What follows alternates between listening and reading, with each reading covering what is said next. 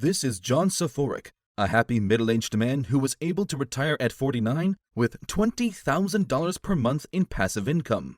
And no, he didn't have a trust fund or inheritance. He didn't win the lottery, and he wasn't a super talented and good-looking soccer player. He did something far less exciting, but infinitely more reliable for ordinary folk like you and me. He followed a few simple rules of wealth over and over again for a long time. John wanted to teach these same rules to his son, so instead of just talking about it, he put all his teachings in a book with stories that revolve around a fictional character, the wealthy gardener. The reason he chose a gardener is to illustrate the fact that even an average person without a flashy career can achieve financial freedom at an early age if they follow a few guiding principles. So here is a top 5 takeaway summary of The Wealthy Gardener by John Soforic. Takeaway number 1. Your wealth is waiting for you. You don't judge each day by the harvest you reap, but by the seeds you plant. The biggest challenge that most people face when it comes to building wealth is developing the right habits that lead to it. Once you form your habits, these habits determine the life you live in the future. So the most important thing you can do is pick the correct habits that will lead you to the future you dream of. The first thing you need to do is ask yourself your why, since everything else will just fall into place based on this. Ask yourself, why do you want to be wealthy? Why are you willing to make the necessary sacrifices today to become wealthy in the future? You need to have a very clear, unwavering why, because as you embark on this journey, you'll face countless distractions. If you live in a first world nation such as the United States or Canada, it's not that hard to become wealthy by your late 50s or 60s, even with a low-paying job. But the reality is that even though everyone would like to be wealthy, few of us want it bad enough to make the necessary sacrifices to achieve it, even when the sacrifices aren't that big. As Charlie Munger had said, like Warren, I had a considerable passion to get rich, not because I wanted Ferraris. I wanted the independence. I desperately wanted it. Munger aimed to maximize what Tim Ferriss refers to as the 4 freedom multipliers: the freedom to choose what you do, when you do it, where you do it, and with whom you do it. And based on what I know about Munger, he loves the freedom to speak his mind, to be able to tell someone who deserves it to F off. Yeah, Charlie says exactly what he thinks, and he thinks in colorful language, too, have you noticed that? If these 4 pillars of freedom motivate you more than the superficial social status gained from a Ferrari, then you have a strong why, and you're off to a really good start. The most important habit that every wealthy person has followed for thousands of years is the one mentioned in The Richest Man in Babylon. Pay yourself first. If the only things you focus on is making more money, it's a little bit like working out to lose weight. You're not wrong, but you just tackled one part of a 2-part equation. After all, an investment banker who spends his entire $500,000 yearly salary living a lavish lifestyle will be just as rich or poor as a teenager who flips burgers at McDonald's the day he loses his job. This is assuming that he doesn't save any money and spends everything. No matter what you earn, if you spend it all, your wealth will never grow. If you get into the habit of saving, or better yet, automate your savings, then you will have set yourself up for financial success. It becomes inevitable.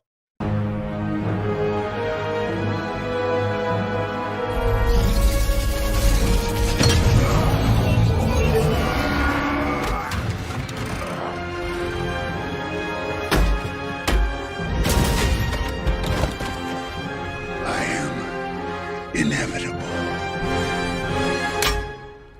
Once your habits are in line with your goal of building wealth, all you need is a little bit of patience. Let time and compound interest do its magic. The season of reaping the reward will have its time. More on that soon. By sowing frugality, we reap liberty. A golden harvest. Takeaway number 2. From consumer to owner. The fastest way to get rich is to switch from consumer to owner. You're not going to get rich renting out your time. You must own equity, a piece of a business, to gain your financial freedom.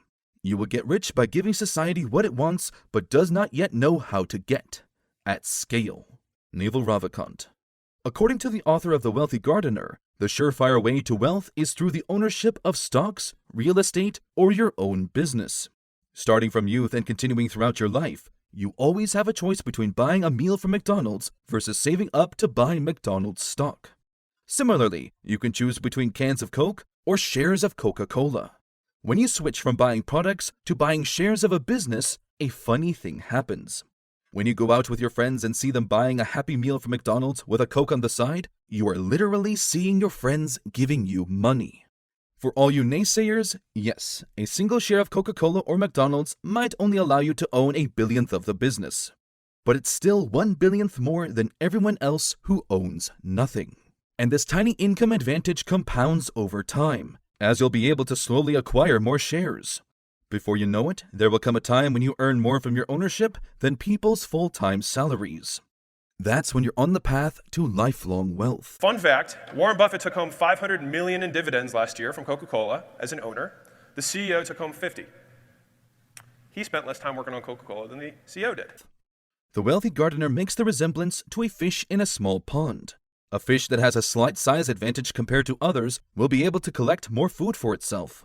With more food comes more growth, so the advantage of this fish will continue to get larger until it completely dominates the pond. Takeaway number 3. Financial freedom is a noble pursuit. A lot of people hate money, or at least they pretend to, but they truly and deeply hate the rich for having it. They view money as something evil and ugly, and believe that having excessive wealth and financial independence will make it impossible to make it to heaven or achieve enlightenment or whatever your belief system is. However, John Soforic, the author, has been both rich and poor, and he tells us that a lack of money leads to fear, restlessness, and chronic despair. He discovered that the work-life balance that everyone is obsessed with isn't so great when all the time you have after work is spent worrying about your shrinking bank account and increasing debts. There is no nobility in poverty. I have been a rich man and I have been a poor man, and I choose rich every fucking time. Perhaps he sympathizes with Mr. Belford. In the book, Soforic shares the story of Brian, an engineer. Brian lived a respectable and comfortable middle-class life with his 2 kids and his stay-at-home wife. He had worked at the same job for 12 years, earning a decent salary. But Brian never believed that he needed to save money. He was happy with what he had. Then all of a sudden, one day, Brian lost his job during a recession, taking away the family's only source of income. After the financial crisis, there weren't a lot of engineering jobs available for him. But knowing that his family relied on him, Brian swallowed his pride and faced the financial disaster he was in, even though this was an uncomfortable choice. In order to make enough money to feed his family, he worked different jobs from dusk until dawn. Brian didn't get a stable job in his line of work for 3 years. Those 3 years were full of anxiety and fear every day. That same fear, the fear of financial calamity, made Brian continue to work from dusk to dawn even at his new engineering job, even though he didn't need to. But he never wanted to find himself being a slave to circumstances again. The extra money that he now earned was not on display to make his neighbors jealous. It was money that would ease Brian's fear of financial trouble down the line. Money that would allow him to help his kids in their lives, to help his aging parents, and to make all of them less vulnerable to future economic turmoil. The true value of money is much like the value of water. You don't appreciate it until you don't have enough. And a hydrated person with lots of water is usually much more dependable and nicer to be around than one without it. Therefore, money is a noble pursuit, because it helps you be a better person. Takeaway number 4. Rejecting the status quo.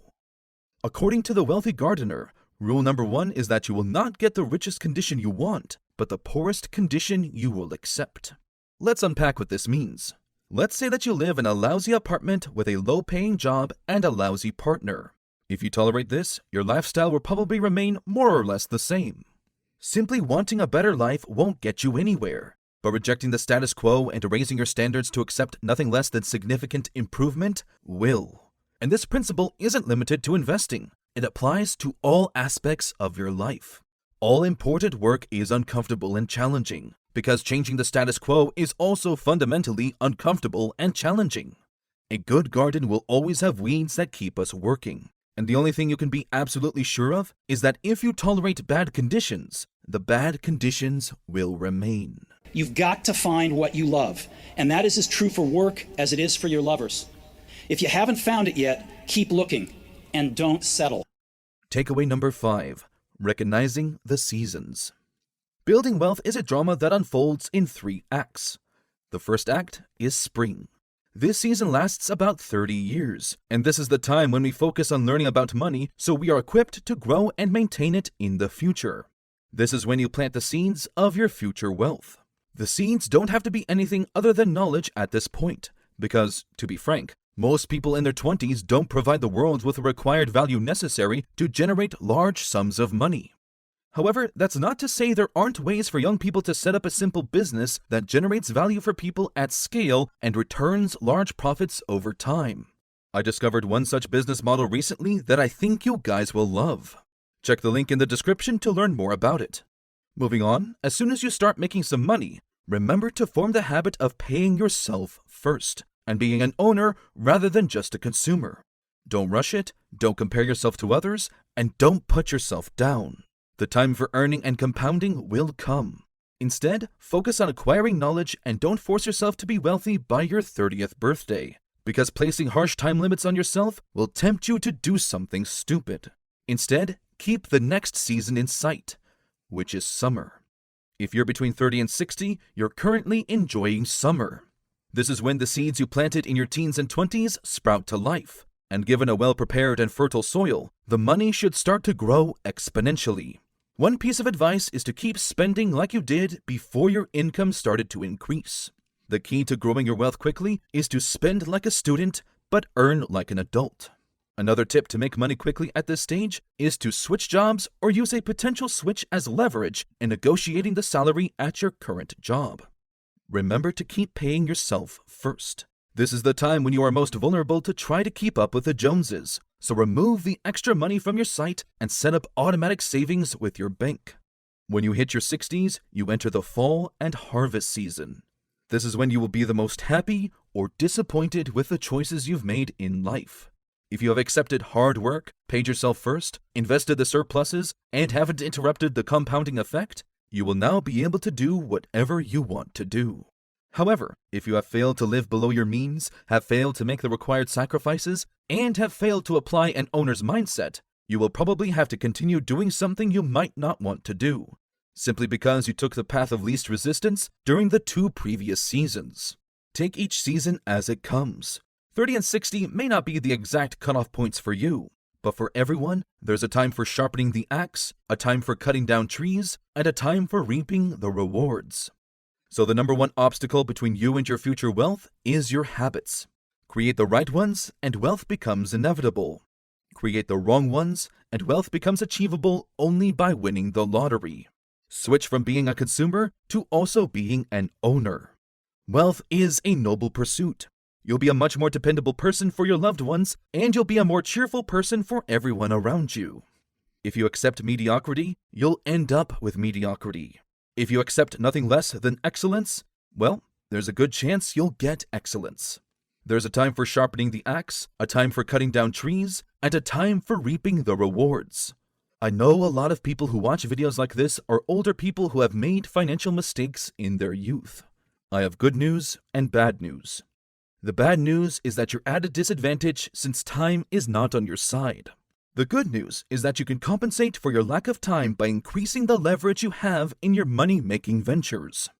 You need a way to earn money that doesn't require too much time, but can still generate an outsized return. And the best way to do that is by adding a passive source of income. Check out my video on 7 different passive income ideas.